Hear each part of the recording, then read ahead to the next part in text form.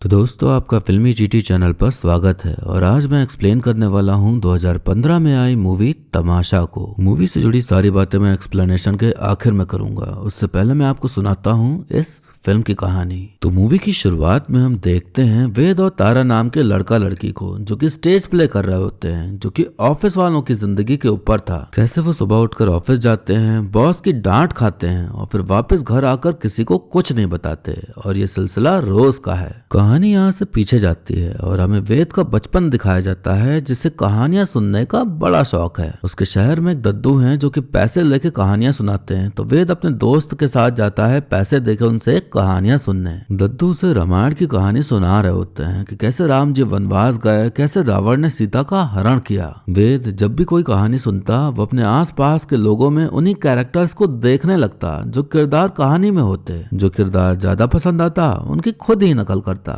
Pocket money जोड़कर वो एक दिन कहानी सुनने जाता है दद्दू से। उसने वहीं तक सुनी थी कि रावण सीता माँ को उठा ले जाता है। दद्दू अब सुनाना शुरू करते हैं कि जब राजकुमार वापस आया तो देखता है कि दुष्ट राजा उसकी राजकुमारी को उठा ले गया है समुंदर पार अपनी राजधानी ट्रॉय में। राजा बाकी राजाओं से मिलता है और कहता है कि हम समुंदर में हजारों जहाज उतारेंगे, लड़ेंगे टॉर्जन महायुद्ध और वापस लाएंगे अपनी राजकुमारी हेलन को। वेद टोकते हुए कहता कि पिछली बार तो आपने कोई और कहानी सुनाई थी जिसमें रावण था जो कि सीता माँ को उठा ले गया था लंका। दद्दू कहते तो क्या तकलीफ है, अरे कहानी कहानी होती है और वही कहानी हर जगह चलती है। अयोध्या में, यूनान में, लैला मजनू, रोमियो जूलियट, सिकंदर की चढ़ाई, लंका की लड़ाई, और इस वक्त हमारे आसपास और तुम्हारी जिंदगी में वही कहानी है, एक ही। सोचो मत कि कहां, कब और किसकी, बस मजा लो कहानी का दिल खोल के। वे दद्दू की बात समझ जाता है और आराम से कहानी सुनने लगता है। अब यहाँ से कहानी कई साल आगे जाती है, जहाँ हम देखते हैं तारा को कॉर्सिका में, जहाँ उसका बैग खो गया है जिसमें आईडी, पासपोर्ट, पैसा सब कुछ रखा हुआ था। वो एक आदमी से विनती कर रही थी कि एक फोन कॉल करने दे, पर आदमी सुनने को राजी न था। लाख कहने पे भी वो नहीं सुनता, तो तारा गुस्से में उसे हिंदी में गाली दे देती है। गाली सुन के वेद के कान खड़े हो जाते हैं कि विदेश में हिंदी में गालियां कौन दे रहा है। तो पहली बार देखता है वो तारा को। तारा की तकलीफ समझ वो अपना फोन दे देता है बात करने को। तारा बचपन में एस्टेरिक्स एंड कॉर्सिका कॉमिक की फैन थी, तो उसने सोच रखा था कि एक दिन वो कॉर्सिका जरूर जाएगी। वो कॉर्सिका आई तो सही, पर ये कांड हो गया। वो फोन करके फोन वेद को वापस देते हुए उसे शुक्रिया कह के अपने बारे में बताने लगती है, लेकिन तभी वेद उसे रोक देता है। वो कहता है कि आप अपना नाम बताएंगी, मैं अपना नाम बताऊंगा, हम एक दूसरे को जान जाएंगे, कहाँ रहते हैं, क्या करते हैं, दुनिया कितनी छोटी है, फिर ये भी फील होगा, और फिर कॉमन फ्रेंड्स भी निकल आएंगे और मैं वही बन जाऊंगा जो मैं साल भर होता हूँ। घिसे पिटे जोक सुनाऊंगा, आपको इम्प्रेस करने की कोशिश करूंगा, अच्छे से बर्ताव करूंगा, वो भी कॉर्सिका में।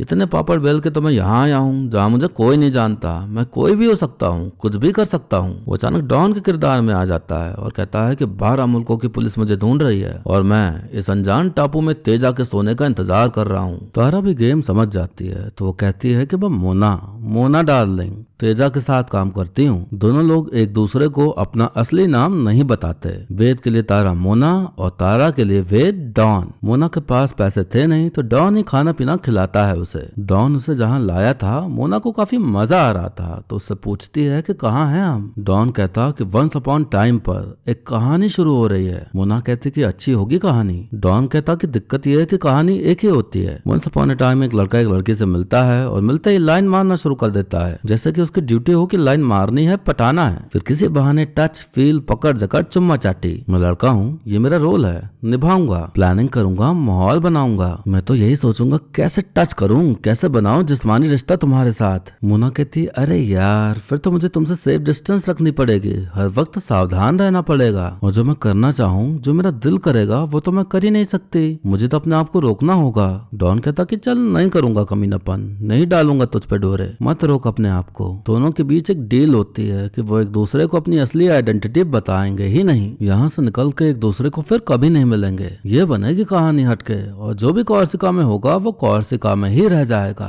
वो लोग एक जगह घूमने जाते हैं जहाँ से बहुत अच्छा सनसेट दिख रहा था। मोना देखती है कि डॉन एक टक लगाए बस कहीं देखे जा रहा है, उसे समझ नहीं आता कि क्या देख रहा है वो। अगले दिन वो लोग जाते हैं एक रेस्टोरेंट, तो दोनों में शर्त लगती है कि देखते हैं कि पहले कौन किसी को पटा के लाता है। दोनों लोग लग लग जाते हैं रैंडमली किसी को भी पटाने में। मोना लड़की थी तो आराम से लड़का पट जाता है और बेचारा डॉन शर्त हार जाता है। शर्त के मुताबिक अब डॉन को मोना को खाना खिलाना था तो वो उसे एक अनजान शादी में लेके चला जाता है और फिर वहाँ वो लोग खूब मौज मस्ती करते हैं। ऐसे ही वो पूरा कॉर्सिका साथ में घूम रहे थे। एक जगह झरने से पानी बह रहा था तो वेद पानी में मुंह डाल पानी पीने लगता है एकदम बेफिक्रा होके। वेद को देख तारा भी वैसा ही करती है। उसे मजा आ रहा था वेद के साथ घूम के, क्योंकि वो कभी भी कुछ भी करता था, एकदम दिल फेक इंसान था वो लोग एक जगह बैठे होते हैं तो डॉन मोना को देख रहा होता है तो मोना कहती है कि देख कर ही काम चलाना पड़ेगा, वादा जो किया है। डॉन मोना की उंगली टच करते हुए कहता कि देखो इतना तो कर ही सकते हैं ना हम लोग। फिर मस्ती मस्ती में दोनों एक दूसरे का हाथ टच करते हैं, फिर एक दूसरे के गले भी लग जाते हैं, फिर बैठे बैठे एक दूसरे को पकड़ के डांस भी करने लगते हैं। मस्ती मस्ती में दोनों एक दूसरे के काफी करीब आ जाते हैं तो तारा उसे गले से लगा लेती है। दोनों को एहसास होता है कि ये मस्ती मस्ती में नहीं है, क्योंकि दोनों को फील होता है एक अलग एहसास, एक अलग फीलिंग उस एक हक से। दोनों इतने करीब आ जाते हैं कि बस किस्सी हो ही जाती, लेकिन दोनों ने वादा किया था एक दूसरे से कि लाइन नहीं क्रॉस करेंगे। तो वेद रुक जाता है। तारा को अपना पासपोर्ट मिल जाता है तो तारा सोचती है कि वो तुरंत ही निकल जाएगी इंडिया के लिए। उसके अंदर प्यार वाली फीलिंग्स पनपने लगी थी वेद के लिए। कहानी पीछे जाती है जहाँ हम देखते हैं कि वेद दद्दू से सवाल कर रहा होता है कि अच्छा टाइम इतनी जल्दी क्यों बीत जाता है। जितनी भी कहानियां उसने सुनी उन सब में हर कोई एक दूसरे से जुदा हो जाता था, तो इसीलिए उसके मन में ये सवाल आया। तारा नहीं बताना चाहती थी वेद को कि वो जा रही है, लेकिन सोचती है कि आखिरी बार मिल ले। वो जाती है उसके कमरे में और उसे कस के चूमते हुए कहती है कि अब हम कभी नहीं मिलेंगे। उनमें और भी बहुत कुछ होता है जो कि दिखाया नहीं जाता। तारा वहां से जा रही होती है। वो दुखी थी, नहीं जाना चाहती थी वो, पर जाना था क्योंकि फीलिंग्स आ गई थी उसके दिल में वेद के लिए, और उसे नहीं पता था कि वेद के दिल में भी सेम फीलिंग्स हैं भी या नहीं। तारा का पहले से ही एक प्रेमी था जिससे वो अलग हो जाती है। तारा को कोलकाता आए कई महीने बीत जाते हैं और अब वो अपने पिताजी के टी बिजनेस में लग गई है। 1 साल बीत जाता है, फिर भी वेद उसके दिमाग से नहीं गया था। उसे और कोई अब पसंद ही नहीं आता था। 3 साल बीत जाते हैं, लेकिन फिर भी वेद का ख्याल उसके मन से नहीं गया तो वो पहुंच जाती है दिल्ली। जब कॉर्सिका में थी वो तो उसने वेद की एक बुक देखी थी जो कि सोशल नाम के लाइब्रेरी से ले गई थी, जो कि दिल्ली में थी। तो तारा वहीं पहुंच गई इस उम्मीद में कि शायद डॉन उसे वहीं मिल जाए। वो रोज आने लगती है उसी जगह इस उम्मीद में कि वो कभी तो आएगा। एक दिन उसे डॉन की आवाज सुनाई पड़ती है। वो देखती है कि डॉन वहीं पर है। वो बहुत खुश होती है उसे देखकर, क्योंकि उम्मीद ना के बराबर थी उसके मिलने की। वो एकदम अनजान बनकर उसके सामने जाती है और ऐसे दिखाती है जैसे अनजाने में उसे मिल गई हो, और कहती कि अरे हमने तो डिसाइड किया था कि हम कभी नहीं मिलेंगे, लेकिन हम तो मिल गए। वेद अपना असली नाम बताते हुए खुद को इंट्रोड्यूस करता है तो तारा भी अपना असली नाम बताती है। वेद MCM टेक कंपनी में एज अ प्रोडक्ट मैनेजर काम करता है। तारा उसे बता ही देती है कि हमारा मिलना इत्तेफाक नहीं है, मैं बस एक्टिंग कर रही थी, मुझे लगा तुम यहाँ आते होगे तो मैं बार बार आने लगी। असल में मैं कोलकाता से यहाँ एक असाइनमेंट पर आई हूँ तो खुद को रोक नहीं पाई यहाँ आने से। जब से मैं कॉर्सिका से वापस आई तो मुझे बहुत कुछ फील हो रहा था। मुझे लगा सब ठीक हो जाएगा, क्योंकि हमेशा ठीक हो जाता है, पर 4 साल हो गए अभी भी वही हाल है। मुझे नहीं पता कि ये क्या है। तारा को लगता है कि वो पहली बार में ही कुछ ज्यादा ही फीलिंग शेयर कर रही है तो वो रुक जाती है और कहती कि मुझे कोई साइको स्टॉकर मत समझना, मुझे पता है तुम्हारी अब अपनी लाइफ होगी, प्रेमिका भी होगी तुम्हारी। वेद कहता मेरी कोई प्रेमिका नहीं है। तारा को बड़ी खुशी होती है कि 4 साल बाद उसने अपने प्यार को ढूंढा और वो मिल भी गया, और कमाल की बात यह कि सिंगल भी है वो। अब दोनों मिलते हैं डिनर के लिए तो वेद उसके लिए बुके लेके आता है। दोनों लोग जाते हैं रेस्टोरेंट डिनर करने तो वेद इधर उधर की बातें कर रहा होता है, जैसे कि रेस्टोरेंट बहुत अच्छा है, यहाँ का खाना अच्छा है, वगैरह वगैरह। वेद काफी फॉर्मल बिहेव कर रहा था। तारा को वो वाइब ही नहीं आ रही थी जिस वेद से वो 4 साल पहले मिली थी। तारा इस बात को इग्नोर करते हुए उसे अपना घर बुलाती है तो फिर दोनों में माहौल बनता है। दोनों एक दूसरे के करीब आते ही हैं कि वेद घड़ी उतारता है पहले ताकि तारा को ना लग जाए, फिर फोन निकाल के रखता है, फिर फोन साइलेंट करता है। बहुत फॉर्मल हो रहा था सब, जैसे किसी डायरी में स्टेप्स लिखे हों जिसे वेद फॉलो कर रहा हो। अब हम देखते हैं वेद की जिंदगी। अकेले ही रहता है वो। सुबह अलार्म बजता है, वो उठता है, ब्रश करता है, नहाता धोता है, नाश्ता करता है, फिर तैयार होके ऑफिस के लिए निकलता है। सिग्नल पे उसे रोज एक किन्नर मिलती है जिसको वो बिल्कुल भाव नहीं देता। ऑफिस पहुंचता है, लिफ्ट में जाता है, एक महिला भागती हुई आ रही होती है तो उसके लिए लिफ्ट रोकता है। बिजनेस मीटिंग करता है। मीटिंग के बाद बॉस उसे फटकारते हैं कि नर्वस क्यों हो गए थे, अगली बार से नर्वस मत होना। अब एक और चीज ऐड हो गई थी उसके इस डेली रूटीन में, वो है तारा से मिलना। तारा एकदम एक्साइटमेंट में रहती थी वेद से मिलने के लिए, लेकिन वेद अब बहुत बदल चुका था। जो रूटीन उसका बताया उसी रूटीन के हिसाब से चलता था वो डेली, और सेम वही सब होता था उसके साथ। सेम वैसा ही रूटीन तारा के साथ भी हो गया था उसका। तो अब धीरे धीरे तारा की भी सारी एक्साइटमेंट खत्म सी होने लगी थी। वेद का जन्मदिन होता है तो केक कटिंग के बाद वेद तारा को शादी के लिए प्रपोज कर देता है अंगूठी देते हुए। तारा समझ ही नहीं पा रही थी वेद को कि अब वो कैसा हो गया है, तो वो हाँ कैसे बोल देती। तारा वेद से कहती है कि जब से मैं कोर्सिका से वापस आई हूँ ऐसा फील होता है जैसे तुम मेरे साथ हो। मुझे तुम्हारा नाम तक नहीं पता, कोई उम्मीद नहीं है कि मैं तुमसे फिर से मिलूंगी, मगर मैं तुम्हारे साथ हूँ। क्या ये मुमकिन है ऐसा फील करना? मुझे ये पहले मालूम नहीं था। वेद कहता और फिर मैं मिल गया ना? तारा कहती कि नहीं, मुझे मिला एक प्रोडक्ट मैनेजर जो कि एक शहर में रहता है, जो बहुत अच्छी तरह से व्यवहार करता है, बहुत विनम्र और शालीन है। वेद कहता तो मैं हूँ एक प्रोडक्ट मैनेजर, मैं रहता हूँ शहर में, मैं वो डॉन थोड़ी हूँ तारा। वो तो एक्टिंग थी ना, वो तो मैं एक रोल प्ले कर रहा था, ये मैं रियल हूँ। तारा कहती कि तुम रियल में डॉन हो और यहाँ तुम एक्टिंग कर रहे हो, ये तुम एक रोल प्ले कर रहे हो, एक रेगुलर आदमी का रोल जो एक सेट पैटर्न पर चलता है, जो बगैर सोचे हुए हर काम वैसे ही करता है जैसे इसको करना चाहिए। ये तुम नहीं हो वेद, ये सब नकली है। तुम नदी में मुंह डाल के पानी पीते हो यार, जानवर की तरह। तुम तो पहाड़ों से बातें करते हो, तुम वो हो वेद। क्या हो गया है तुमको? वेद कहता तुमको क्या हो गया है तारा? कौन वो कोई नहीं है, वो सिर्फ तुम्हारे दिमाग के अंदर है। तुम इमेजिन करती रही हो शायद कि मैं वो हूँ, पर मैं ये हूँ तारा जो तुम्हारे सामने खड़ा है। तारा कहती फिर तो मैं किसी और के साथ हूँ वेद, मैं कुछ और ढूंढ रही हूँ, ये तो है मेरे पास, ये मुझे नहीं चाहिए। इतना कह के वो वहां से चली जाती है। घर जाकर शीशे के सामने खड़े होकर वेद खुद से बोलता है कि तुम्हारे पास दो रास्ते हैं, या तो मजनू बन जाओ या तो शांत रहो। मैं शांत रहूंगा। वैसे भी चलने वाला था नहीं, जो होना था अभी हो गया, सही हुआ, टेंशन गई, गुड। अगले दिन फिर उसी तरह अपना रोजमर्रा का काम करके वो ऑफिस जाता है। शाम को वो पहुंच जाता है तारा के घर और कहता है कि कोर्सिका में बात अलग थी, हमने बोला था कि हम झूठ बोलेंगे, पर यहाँ तो तुम कह सकती थी ना। तारा कहते कि क्या? तो वेद चिल्ला के बोलता है कि जो सच है। तारा कहते कि तुम अंदर आओ। तो वेद कहता कि मैं अंदर आने के लिए नहीं आया, तुम कह सकती थी कि मैं तुम्हारे लेवल का आदमी नहीं हूँ। कोर्सिका में तुम मुझसे मिली और पता नहीं क्या सोचा कि मैं क्या हूँ, और यहाँ पता चला कि नहीं मैं तो ऐसा कुछ भी नहीं हूँ। मैं हूँ ऑर्डिनरी, एवरेज हूँ, जैसे सब होते हैं ना, जो चलते रहते हैं फुटपाथ पे ब्रीफकेस लेकर, वैसे ही। तारा कहते कि वही तो मैं कह रही हूँ कि तुम वो नहीं हो, मैं जानती हूँ कि तुम कौन हो। वेद फिर चिल्ला के कहता कि हाँ तू जानती है कि मैं कौन हूँ, और कोई नहीं जानता ना, मेरे घर वाले, मेरे दोस्त, मैं खुद नहीं जानता, मगर 7 दिन कोर्सिका में तू जान गई कि मैं कौन हूँ। तारा कहते कि तुम अंदर आ जाओ, रात हो गई है, लोग सो रहे होंगे। तो वे चिल्लाते हुए कहता कि हाँ, और मैं उनको जगा दूंगा ना, मैं तो पागल हूँ ना, मैं चिल्लाऊंगा, शोर मचाऊंगा, सीन क्रिएट कर दूंगा, मुझे अंदर ले चलो, छुपा लो, कंट्रोल करो इस वैश्य जानवर को। वेद को लगता है कि ज्यादा हो गया तो वो जाने लगता है। तारा उसे रोक रही होती है पर वो नहीं रुकता। घर जाने के लिए वो ऑटो लेता है तो ऑटो वाला गाना गुनगुना रहा होता है। वेद उससे कहता कि हेयर स्टाइल बड़ा लाजवाब है तुम्हारा, बम्बई जाने का विचार है क्या? ऑटो वाला कहता कि है तो नहीं, लेकिन था जरूर। वेद कहता कि तो क्या दिक्कत है? तो ऑटो वाला कहता दिक्कत बस एक है, हालात। माँ बाप अपना काम किए, जल्दी से हमारी शादी करवा दिए, हम अपना किए तो 2 बच्चा हो गए, फिर वही समय का चक्का, आटा दाल चावल, बच्चों की पढ़ाई, बीवी की माहवारी, ये ट्रैफिक, ये रिक्शा। वेद पूछता एक्टिंग लाइन में जाना था क्या?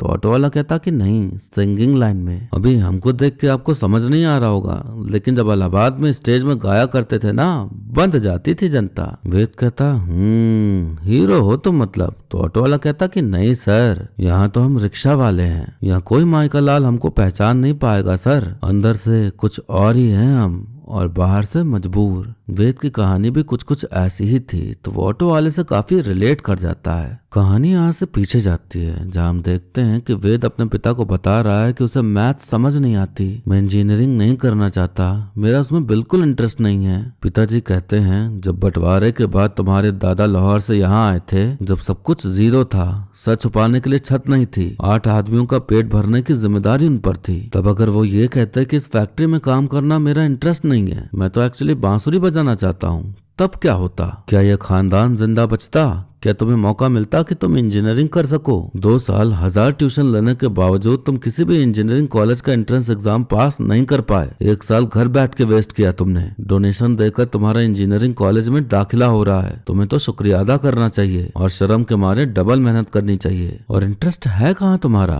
पेड़ के नीचे बैठ के कहानियां सुनाने में, 10 रुपए घंटे के हिसाब से? या बॉम्बे जाकर हीरो बनना है? क्या करियर प्लान है तुम्हारा?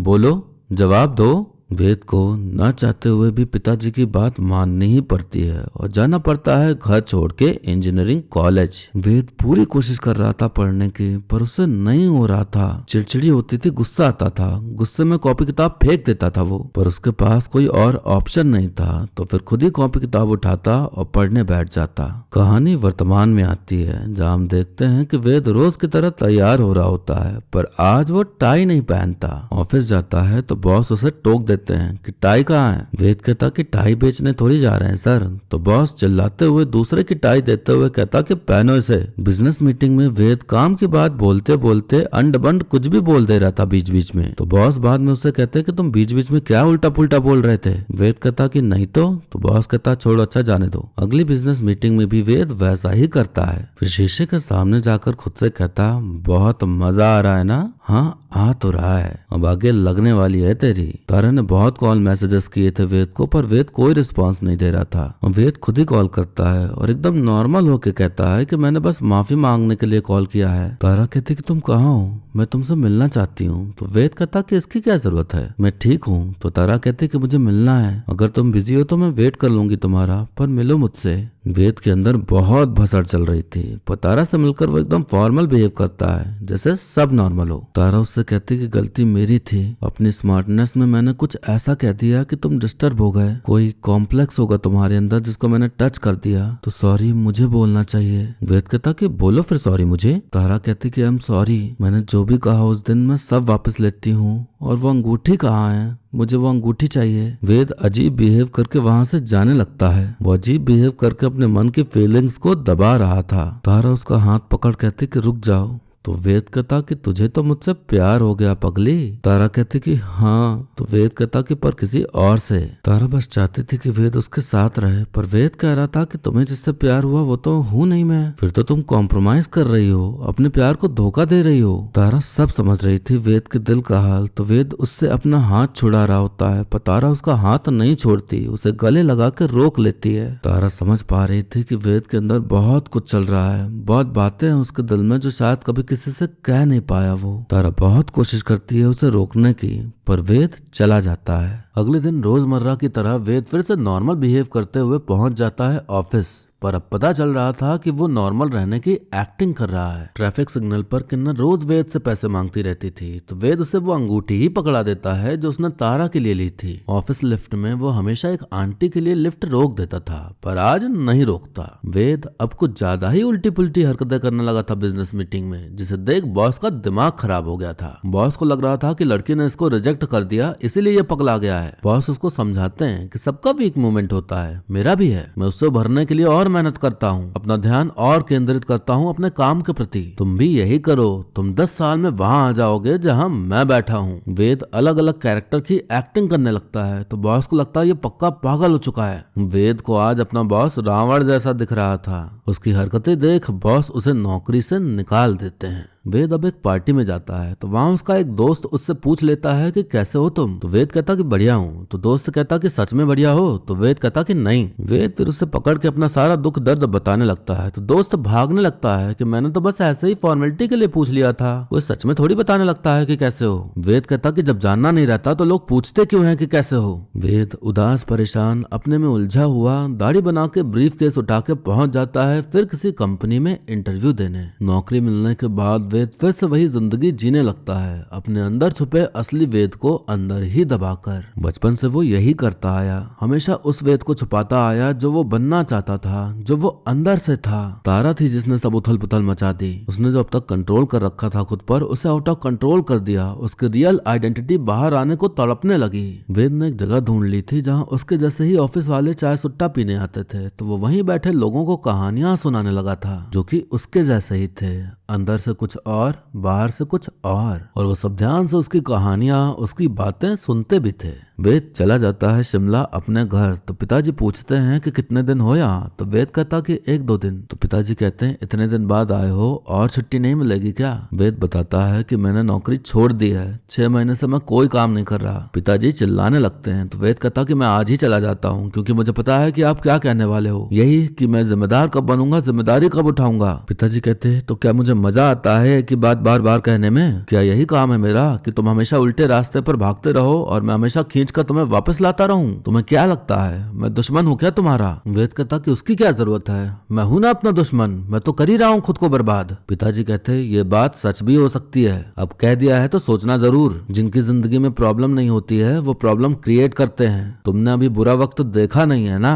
वेद शीशे के सामने जाकर खुद से कहता कि अब क्या करेगा। बचपन वाला वेद कहता कि मैं तो चला पर्वत के उस पार, आज पता चलेगा कि बंजारों को पानी मिलता है कि नहीं। प्रेजेंट वाला कहता कि कहानी की दुनिया से बाहर निकल, अपने बारे में सोच, ये जो तेरी जिंदगी चल रही है इसमें क्या होगा। बचपन वाला वेद कहता कि क्या पता, ये तो कहानी वाला ही जानता है ना कि आगे क्या होगा, वही बताएगा। वेद जाता है दद्दू के पास जो बचपन में उसे कहानियां सुनाते थे, जो कि अब बहुत ज्यादा बूढ़े हो चुके थे। वेद उन्हें पैसे देते हुए कहानी सुनाने बोलता है। वेद कहता कि लड़की लड़के से कहती कि तुम वो नहीं हो जो मैंने सोचा था, मैंने तुम्हें आजाद पंछी समझा मगर तुम निकले लकीर के फकीर, और चली जाती है। लड़का हिल जाता है, उल्टी सीधी हरकतें करने लगता है, उसे नौकरी से बाहर निकाल दिया जाता है, वो अकेला हो जाता है। अब इसके आगे क्या होता है बताइए। दद्दू कहते हैं कि वो लड़का शहर छोड़कर चला जाता है जंगलों में, जानवरों के बीच में रहता है, फूलों से बातें करता है, उसे हर तरफ लैला दिखाई दे रही होती है। वेद कहता कि ये मजनू की कहानी नहीं है, ये वेद की कहानी है, यानी कि मेरी। ये बंदा जंगलों में नहीं चला गया, ये शहर में ही रहता है। दद्दू कहते कि उसे सब कुछ बुरा लगने लगता है, सब कुछ खराब। उसके आसपास के लोग उसे शक की निगाहों से देखना शुरू कर देते हैं, उस पर गुस्सा होते हैं, कहते हैं कि तुम नालायक हो, तुम पागल हो। तो लड़का कहता कि तुम सब पागल हो। सब मिलकर उस पर जुल्म करते हैं, सारे मिलकर उसे पकड़ते हैं और उसे जिंदा चुनवा देते हैं। दद्दू हीर रांझा, राम सीता, लैला मजनू हर किसी की कहानी मिक्स करते हुए सुनाने लग जाते हैं और रुक ही नहीं रहे होते। वेद कहता कि मैं अपनी कहानी पूछ रहा हूँ और आप पता नहीं क्या क्या बड़बड़ा रहे हो। तो दद्दू कहते अरे तू है कौन,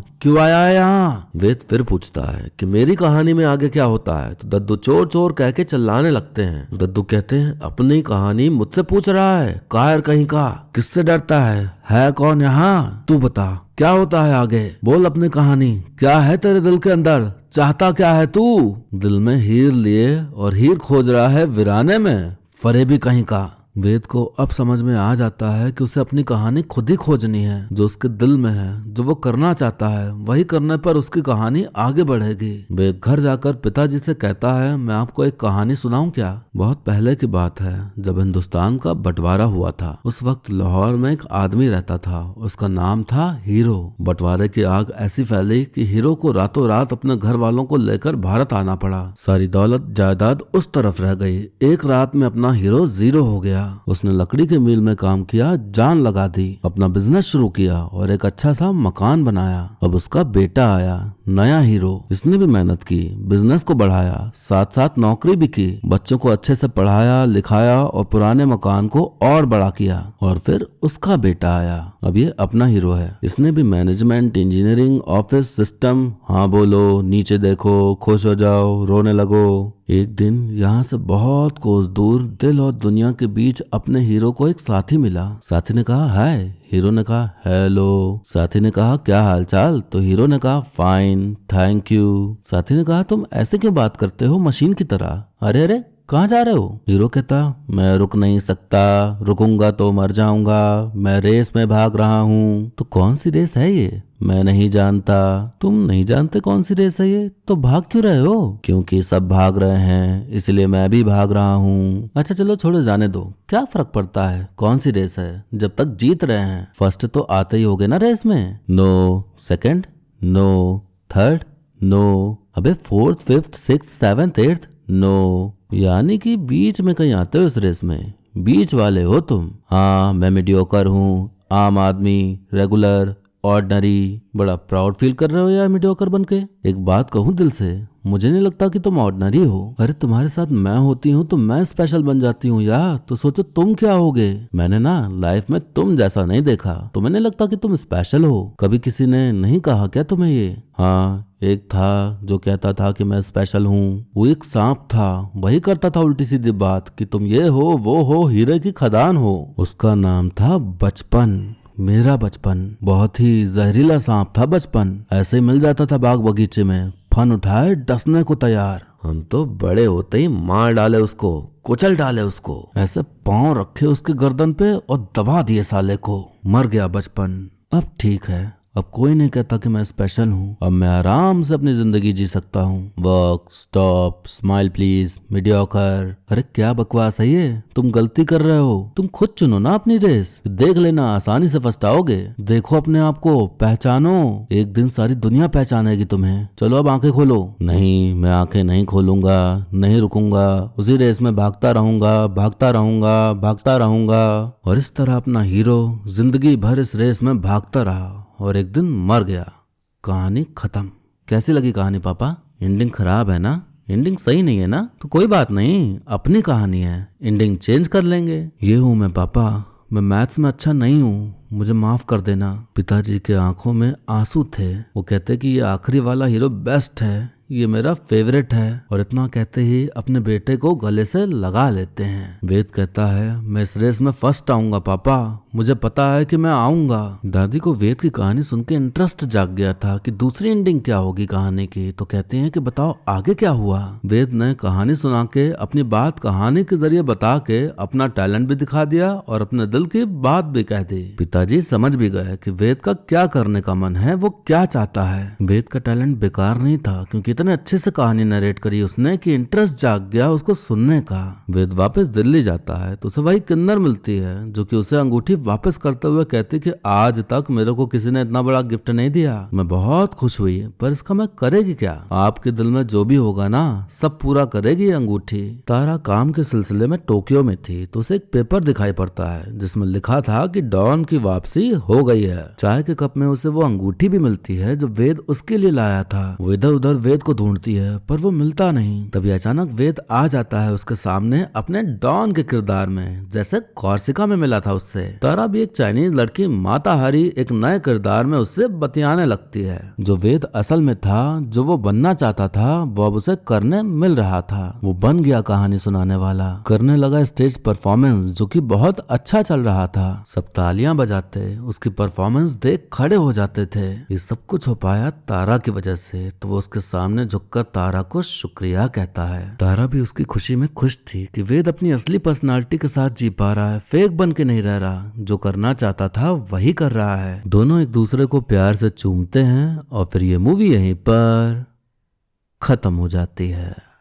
तो दोस्तों हमने देखी एक ऐसी कहानी जो कि है हम सब की कहानी। हम सब में दो लोग बसते हैं, एक वो जो दुनिया के लिए जी रहा है, जो दुनिया के हिसाब से चल रहा है, दूसरों के कहने पे सब करता है। दूसरा वो जो हम असल में होते हैं, जो करना चाहते हैं, जो बनना चाहते हैं, खुद के सपने जो होते हैं, खुद के अरमान होते हैं कुछ करने के, जिन्हें हम कभी किसी को बता नहीं पाते। दूसरे वाले को हमें अपने अंदर ही रखना पड़ता है, जिम्मेदारियों के बोझ के नीचे दब जाता है वो, उसे हम कभी बाहर नहीं ला पाते। हाँ, कुछ लोग होते हैं जो जिम्मेदारी के पत्थर को किनारे फेंक खुद को बाहर लाते हुए दुनिया को दिखा पाते हैं कि वो असल में क्या है, पर ऐसा कर पाने वालों की संख्या बहुत बहुत बहुत बहुत कम होती है। अपने सपनों को, अपने बचपने को अपना मन मारकर जीने वाले लोग ज्यादा हैं इस दुनिया में, क्योंकि एक लूप सा बना है कि हमने जो किया अब तुम भी वही करो, क्योंकि यही करना होता है। वेद के पिता को दिख रहा था साफ साफ कि उनके बेटे को मैथ समझ नहीं आती, उसमें अच्छा नहीं है वो। उसने खुद मुंह खोलकर भी बताया कि नहीं है उसे इंटरेस्ट इंजीनियरिंग करने में, फिर भी उन्होंने वही ज्ञान दिया कि हमने किया है तो तुम्हें भी करना होगा, क्योंकि ऐसे ही चलती है दुनिया,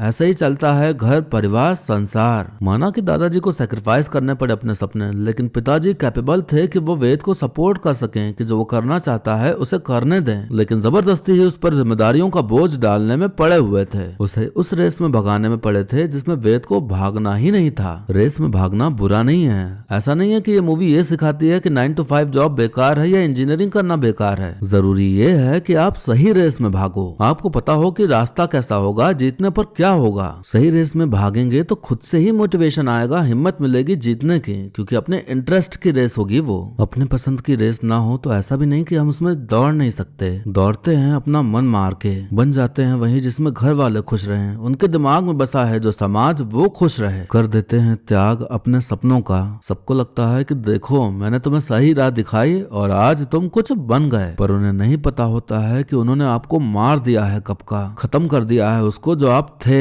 आप बस एक रोबोट बन चुके हो जो बस दूसरे की सुनता है, दूसरे के लिए जीता है, दूसरे के लिए सब कुछ करता है। मुझे लगता है कि हमारे पास दो ही ऑप्शन होते हैं। पहला कि सही टाइम पर अपने दिल की बात कह दो, या तो घर वाले मान जाएंगे या तो सबके लिए बुरे बन जाओगे आप, और वही करना होगा जो घर वाले चाहते हैं। दूसरा ऑप्शन ये कि जो घर वाले बनाना चाहते हैं वो बन जाओ, और इतना अच्छा बन जाओ कि अगर तब आप अपने मन का कुछ करते हो तो कोई आपसे सवाल ना करने आए। जिंदगी में कोई आए तो तारा जैसा ही कोई आए। तारा जैसा इंसान मिलना मुश्किल है जो पहचान पाए कि असल में हम कौन हैं, हमारे अंदर क्या खूबी है, हमारी खासियत क्या है, पहचान सके वो। वेद जानता था कि जिस वेद को उसने अंदर दबा दिया है वो वेद बाहर निकला तो जो नियम बने हैं, जो रूटीन बना है, उसका सब उथल पुथल हो जाएगा, भसड़ मच जाएगी पूरी। उसके अंदर हिम्मत नहीं थी भसड़ मचाने की, पर तारा ने उसका साथ नहीं छोड़ा और फिर भसड़ मची भी। वेद का असली रूप बाहर आने लगा। जैसे एक रोबोट होता है ना कि जो कमांड उसे दे दो वही वो करता है। अगर कहीं रोबोट के अंदर फीलिंग्स आ जाएं तो उसका रोबोटिक दिमाग हैंग करने लगता है। कुछ ऐसा ही हो रहा था वेद के साथ भी। ग्लिचेस होने लगे थे, इसीलिए वो उल्टी सीधी हरकतें करने लग गया था। वो नॉर्मल रहने की कोशिश करता, लेकिन बीच बीच में उसके अंदर दबा बैठा वेद बाहर आने की कोशिश करने लगता। उसने तारा पर गुस्सा किया, चिल्लाया ताकि वो नॉर्मल लाइफ ही जिए जो जीते आ रहा था, क्योंकि उसी में सब खुश थे। पर तारा ने हार नहीं मानी, टिकी रही उसके साथ, उसके भगाने पर भी नहीं गई उससे दूर। आखिरकार वेद को एहसास हो ही गया कि तारा सही है। उसे अपनी वो जिंदगी छोड़नी होगी जो जिंदगी वो जीना ही नहीं चाहता,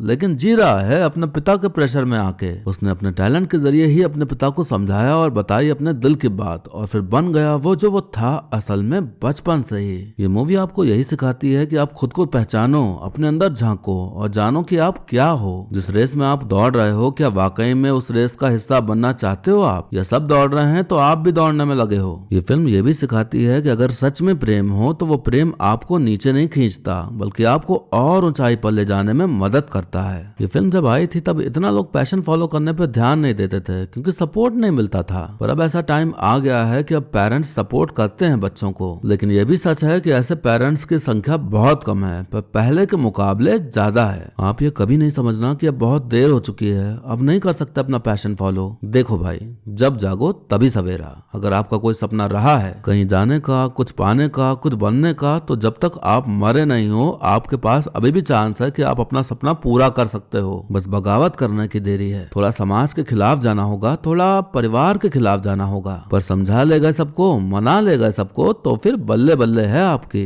अब अगर पहले से ही सोच लिया है कि कोई नहीं सुनेगा आपकी, तो ये बेकार है सोचना। एक बार कोशिश तो करनी ही चाहिए, क्या पता मान ही जाए। एक और चीज, कभी कभार अपनी वही डेली सेम रूटीन वाली जिंदगी से निकलकर सामान पैक करके निकल जाना चाहिए घूमने। बहुत फायदा होता है इससे, दिमाग को शांति मिलती है और एक विजन मिलता है कि अब क्या करना है आगे। नए लोग मिलते हैं, नई जगह एक्सप्लोर करने मिलता है। आपके मन में जो विचार चल रहे होते हैं, जो आप शायद कभी खुद को सुन नहीं पाते, वो सुनने मिलता है। आपको वो बनने का मौका मिलता है जो अक्सर आप अपनी डेली लाइफ में नहीं हो पाते। आपको आजादी मिलती है, आजादी जो कि एहसास कराती है कि आप जिंदा हो, इंसान हो, रोबोट नहीं। क्या पता आपको तारा जैसा कोई साथी भी मिल जाए आपके सफर में जो आपको सही राह दिखा दे। आपको जिससे प्यार हो गया है उसे कभी न छोड़ो, फिर चाहे जो हालात हो। कभी उम्मीद मत छोड़ो और अपनी पूरी ताकत झोंक दो। अंत में या तो आपको एक्सपीरियंस मिल जाएगा या फिर आपको आपका प्यार। हमारे आसपास बहुत सारी कहानियां हैं, सबकी अपनी अपनी कहानियां हैं, किस्से हैं। जैसे वेद को ऑटो वाले की कहानी सुनने मिली, उस ऑटो वाले की कहानी सुन के ये एहसास हुआ कि हाँ, अंदर से कुछ और है, बाहर से कुछ और है वो। ये बात भी बिल्कुल सही बताई गई है कि कहानियां लगभग सारी सेम ही होती हैं, बस लोगों के और जगह के नाम अलग होते हैं, बाकी होता वही है सबकी कहानी में। जो कहानी ऑटो वाले की थी वही कहानी लगभग वेद की भी थी। ऑटो वाले के पिता ने भी उसकी शादी करा के उसे जिम्मेदारियों के बोझ तले दबा दिया और वो नहीं कर पाया जो करना चाहता था। वेद के साथ भी सेम सीन था। एक चीज मुझे खटक रही थी। भले हमें दिखाया गया तारा का सच्चा प्यार, पर उसका तो ऑलरेडी प्रेमी था जब वो कोर्सिका गई थी तब। मतलब तारा चीटर भी है, क्योंकि प्रेमी होते हुए भी उसे किसी और से प्यार हो गया। तो जितनी अच्छी वो वेद के लिए है, उतनी ही बुरी है वो उस लड़के के लिए जिसको उसने धोखा दिया। हमें ऐसा लगता है कि वेद बाद में बदल गया, पर असल बात यह है कि वेद हमेशा से वैसा ही था। कोर्सिका में अंदर वाला वेद बाहर इसलिए आ पाया क्योंकि वहाँ कोई रोकने टोकने वाला नहीं था, कोई जज करने वाला नहीं था। तो वहाँ वो खुल के जी पाया, अपने रियल को बाहर ला पाया। जब दोनों सनसेट देखने गए थे तो वेद चुपचाप बैठे एक टक कहीं देख रहा था। उस सीन को देखकर मुझे ऐसा फील हुआ कि शायद वो सोच रहा होगा कि यहाँ से निकल के फिर वही घिसी पिटी ऑर्डिनरी लाइफ में उसे वापस जाना होगा। उसे इस बात की इतनी टेंशन थी कि जिस साइड सनसेट हो रहा था उसके अपोजिट बैठा हुआ था। सूरज का डूबना, शायद वो उस चीज को खुद से रिलेट कर जाता कि जैसे सूरज पूरे दिन तेज रोशनी देते हुए अंत में डूब जाता है, वैसे ही एक टाइम आएगा जब उसकी सारी हंसी खुशी चली जाएगी जो वो अभी महसूस कर रहा है। ये मेरी थ्योरी है, अगर और कोई अपने दिमाग से सोचेगा तो कुछ और थ्योरी भी निकल सकती है। ऐसी फिल्मों की यही खासियत होती है कि हर किसी का अलग पर्सपेक्टिव होता है एक ही सीन को लेकर। ये फिल्म मैं और मैं की लड़ाई को दिखाती है। खुद को ही खुद से लड़ना है, जीतना है, खुद को ही समझाना है कि नहीं, तुम कर सकते हो जो तुम करना चाहते हो। बस अपनी फेक पर्सनालिटी को हरा के इस समाज के दायरे को हराने की देरी है। बचपन से लेकर जवानी तक पिताजी और जॉब मिलने के बाद बॉस, दोनों वेद को यही बताते रहे कि समाज में जो नियम है तुमको उसी हिसाब से चलना है, वरना तुम बर्बाद हो जाओगे। हमेशा यही बताते रहे कि अगर समाज में फिट बैठना है तो तुम्हें वही करना होगा जो हमने किया। ऐसा नहीं कि पिताजी का कोई सपना नहीं रहा होगा या बॉस का कोई सपना नहीं रहा होगा, उनको किसी और ने दबाया तो अब ये भी वही बनकर किसी और को दबाने में पड़े हुए थे। हमने देखा कि वेद शीशे में खुद से बातें करता है। शीशे के सामने जब वो खड़ा होता है तब हम उसकी दूसरी पर्सनालिटी देख पाते हैं। हम सब में होती हैं अलग अलग पर्सनालिटीज, ऑफिस में कुछ और, घर वालों के सामने कुछ और, दोस्तों के बीच कुछ और अकेले कुछ और। जब अकेले होते हैं तो तब जो पर्सनालिटी होती है वही हमारी असली पर्सनालिटी होती है। हमें खुद से ज्यादा और कोई नहीं समझ सकता, क्योंकि हमें पता होती हैं हमारी कमजोरियां, हमारी ताकत, हमारी गलतियां, हमारी इच्छाएं, हमारी अच्छाइयां। इसीलिए कभी कभार खुद के साथ बैठना भी जरूरी है, खुद से भी बातचीत करना जरूरी है, जिसे हम आत्मचिंतन भी कह सकते हैं। शायद आपने नोटिस किया होगा कि वेद ने ऑटो वाले को भी अपने साथ ले लिया। उसे गाना पसंद था और वेद को जरूरत भी थी अपनी परफॉर्मेंस में एक ऐसे इंसान की जो गा के नरेट करे, तो उसने उसको चांस दिया। ये ऐसी मूवी है कि आप अगर इसे समझ गए तो आपको इससे प्यार हो जाएगा, अगर नहीं समझे तो ये मूवी आपके बेकार मूवी की लिस्ट में चली जाएगी। मैं ये मूवी बहुत साल पहले देखने बैठा था तो स्टार्टिंग देख के ही बोर हो गया और लगा कि पता नहीं क्या चल रहा है। फिर मैं इस मूवी के बारे में सुनता रहा कि अच्छी है, अच्छी है, अच्छी है। अब जाके मैंने देखा और अब बोरिंग नहीं लगी, बल्कि मूवी का पूरा कॉन्सेप्ट समझ में आ गया। ये शायद इसलिए भी हुआ क्योंकि इतने सालों में काफी कुछ घटित हुआ मेरे साथ। पहले मैं भी सिर्फ एंटरटेनमेंट के लिए ही मूवी देखता था, तो शायद इसलिए बोरिंग लगी। तब दिमाग लगा के इतना सोचने का इंटरेस्ट नहीं था कि मूवी कहना क्या चाह रही है। अब मेरा काम ऐसा है तो मैं समझता हूँ मूवी के हर सीन को, हर बात को, और जिंदगी में इतना कुछ एक्सपीरियंस कर लिया है कि रिलेट भी कर पाता हूँ मूवी के कुछ सीन्स से। नए साल की शुरुआत है तो सोचा एक अच्छी मूवी एक्सप्लेन करके शुरुआत की जाए, तो इसलिए ये मूवी चूज की। एक्टिंग की बात करें तो रणबीर कपूर और दीपिका पादुकोण दोनों ही दमदार कलाकार हैं, तो बेकार एक्टिंग की तो कोई गुंजाइश ही नहीं है। फिल्म बनाई है इम्तियाज अली ने, तो फिल्म भी अच्छी होनी ही थी। इनकी फिल्मों में बहुत कुछ कॉमन रहता है, जैसे पहाड़ों के उस पार वाली दुनिया, अपने सपनों को जीना, पहले वादा करना कि इमोशनल अटैच नहीं होंगे और फिर भयंकर प्यार हो जाना, जो अपने अंदर छुपा है उस सच का बाहर निकलना, गानों में ही आधी फीलिंग्स बता देना किरदार की, और भी बहुत कुछ। माफ करिएगा मैंने शुरुआत में बोल दिया कि वेद और तारा स्टेज परफॉर्मेंस कर रहे हैं। वो तारा नहीं थी, कोई और लड़की थी। बताने को तो और भी बहुत कुछ है, लेकिन वीडियो बहुत ज्यादा लंबी हो जाएगी, तो वीडियो को यहीं पर खत्म करता हूँ। जाने से पहले आप बता दीजिए कमेंट करके कि आपको वीडियो कैसा लगा। अगर इस ठंड में आलस आ रहा है तो आप लाइक या डिसलाइक करके भी अपनी प्रतिक्रिया दे सकते हैं। ऐसे ही अच्छी मूवीज के एक्सप्लेनेशन सुनते रहने के लिए आप हमारे चैनल को सब्सक्राइब कर लीजिए, ताकि नया वीडियो आते ही आप तक खबर पहुंच जाए। बाकी मिलते हैं अब अगली वीडियो में, तब तक के लिए टाटा, बाय बाय और नमस्ते। ऐसी फिल्मों की यही खासियत, आलू ले, टमाटर ले, बैंगन ले, सब कुछ ले ले अंदर अपने।